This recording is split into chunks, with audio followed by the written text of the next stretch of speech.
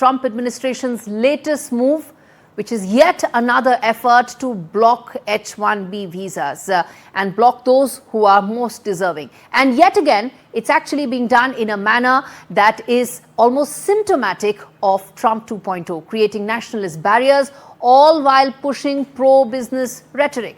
Now, what has happened is, after hiking fees, increasing scrutiny, there's yet another layer of uncertainty that is being added. And this time around, LinkedIn accounts of candidates are being screened.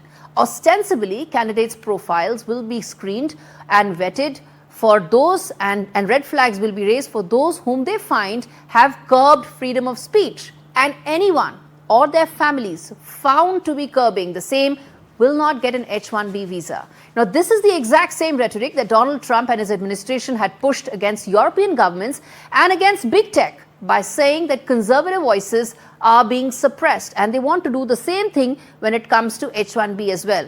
Now, interestingly, viewers, it was the big tech CEOs who were actually most keen to have what they thought was a pro-business American president. And ironically, the latest directive for H-1B candidates and the screening process is going to hit tech companies the most, simply because this is where the pipeline will actually shrink and will have an impact on their talent pool as well. For India, of course, it's going to be extremely significant. 70% of H-1B visas come for Indians, and this kind of additional screening, which too much of discretionary powers being handed out to superiors, will lead to Indians being impacted as well. And in fact, 70% H-1Bs from India will be impacted. Now, US technology is dependent on H-1B pipeline simply because the STEM talent pipeline at home is something that is shrinking, and this may backfire in the long run because tech companies are likely to raise this as a red flag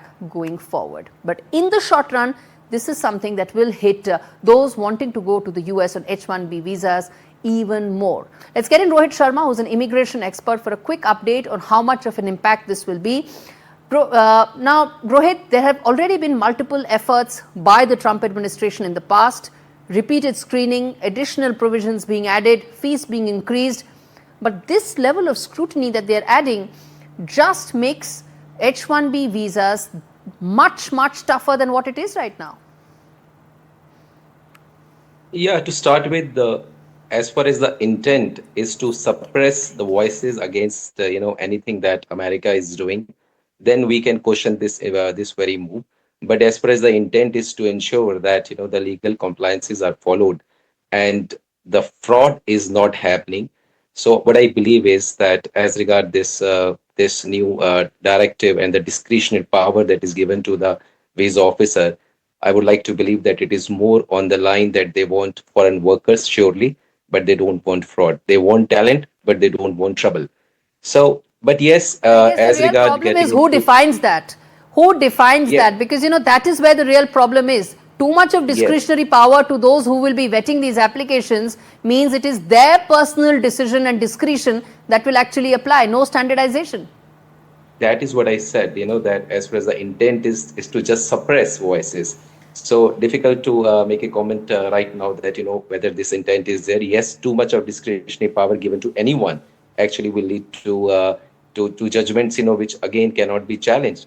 So what happens, with these kind of announcements, as an applicant, you start thinking whether you should apply or not, or you start fearing refusal more than anything else.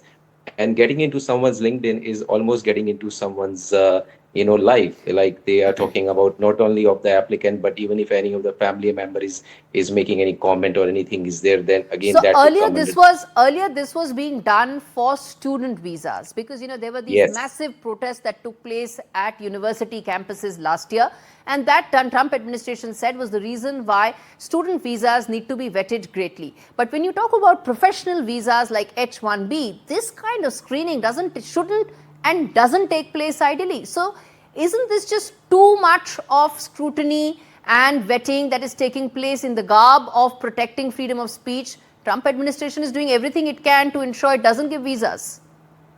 Yeah, that is there. But at the same time, Trump administration, I'm sure, is knowing it very well that 70 to 75% of H-1B visas across the world happens to India itself, right? And then Amazon, Google, Microsoft. These are the companies that are depending on this talent only.